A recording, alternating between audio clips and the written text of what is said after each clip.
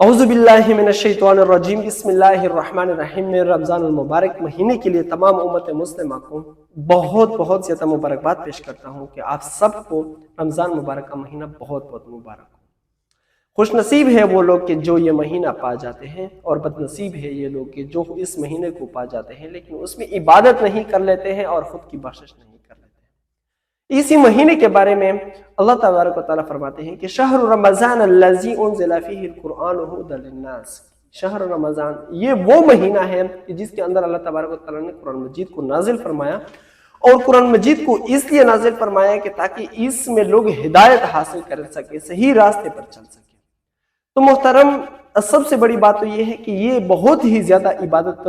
والی اور بہت ہی زیادہ عظیمت والی مہینہ ہے۔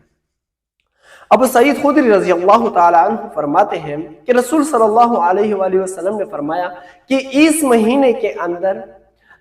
پہلی رات سے لے کر آخری رات تک جنت کے تمام دروازے کھول دیے جاتے ہیں اور دوزخ کے تمام دروازے بند کر دیے جاتے ہیں، اور اللہ تبارک و تعالی ہر رات کو 60,000 مسلمانوں کی جنت میں داخل کرتے ہیں، جہنم سے ان کو چھٹکارا دیتے ہیں۔ تو محترم، یہ بہت ہی زیادہ فضیلت والا مہینہ ہے۔ اسی فضیلت کے مہینے کے اندر جو سب سے زیادہ موسٹ امپورٹنٹ چیز ہے وہ یہ ہے کہ ہمارے لوگ عبادت کرتے ہیں لیکن عبادت کرنے کے لیے ان کی کوئی سیکوینس نہیں ہوتی۔ دنیا کے اندر ہم جو بھی کام کرتے ہیں تو ایک سیکوینس کے مطابق کرتے ہیں، لیکن انفارچونیٹلی کہ جب ہم مذہب کی طرف آتے ہیں تو مذہب میں ہماری نمازوں کے علاوہ باقی عبادات کی کوئی سیکوینس ہم نے نہیں رکھی ہے۔ باقی دنیا کے جتنے بھی امور ہیں وہ ہم ایک سیکوینس کے ساتھ کرتے ہیں۔ فار ایگزامپل، ایک مستری جب گھر بناتے ہیں تو پہلے اینٹیں رکھتے ہیں، جب کوئی بندہ ڈاکٹر بنتا ہے تو سب سے پہلے وہ پرائمری کلاس کے اندر ایڈمٹ ہو جاتے ہیں، پھر اس طرح میٹرکولیشن کر لیتے ہیں، پھر اس کے بعد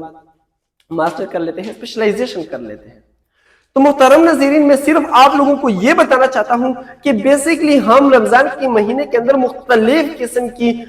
عبادت کرتے ہیں لیکن اس میں ہماری کوئی سیکوینس نہیں ہوتی۔ جب سیکوینس نہیں ہوتی تو خدا کے ساتھ ہماری کوئی کنٹیکٹ نہیں بنتی، جب کنٹیکٹ نہیں بنتی تو ہمارے دعائیں قبول نہیں ہوتی۔ تو محترم ناظرین، میں صرف آپ لوگوں کو یہ بتانا چاہتا ہوں کہ رمضان مبارک کا انتہائی عظیم مہینہ ہے، اس کو آپ بہت ہی زیادہ عزت والا بنا دیجئے گا، بہت ہی زیادہ اس کو پریشیس بنا دیجئے گا اپنے لیے۔ کچھ وظائف میں آپ لوگوں کو بتانے جا رہا ہوں، آپ انہی وظائف کو اپنی زندگی کے اندر لا دیجئے گا۔ کوئی ضروری نہیں کہ آپ نے صرف اسی مہینے کے اندر یہ وظائف کرنے ہیں۔ ہر قسم کی مشکلات، ہر قسم کی پریشانی، ہر قسم کی تکلیف، ہر قسم کی مصیبتوں سے چھٹکارا پانے کے لیے آپ نے ان وظائف کو آپ نے ضروری پڑھنا ہے اور کرنا ہے، اور یقین جانیے کہ پہلے 2 3 4 5 دنوں کے بعد آپ انہی وظائف کی تمام قسم کی جتنی بھی جزا ہے وہ آپ سمجھ جائیں گے، جتنے بھی فوائد ہیں آپ سمجھ جائیں گے، آپ کو سکون آ جائے گی، آپ کی زندگی خوش ہو جائے گی، آپ کی زندگی کے اندر اطمینان آ جائے گی، آپ کی وہ رشتے کی جو نفرتوں میں بدل چکی ہے وہ رشتے ڈائریکٹلی آپ کی محبتوں میں چینج ہو جاتے ہیں۔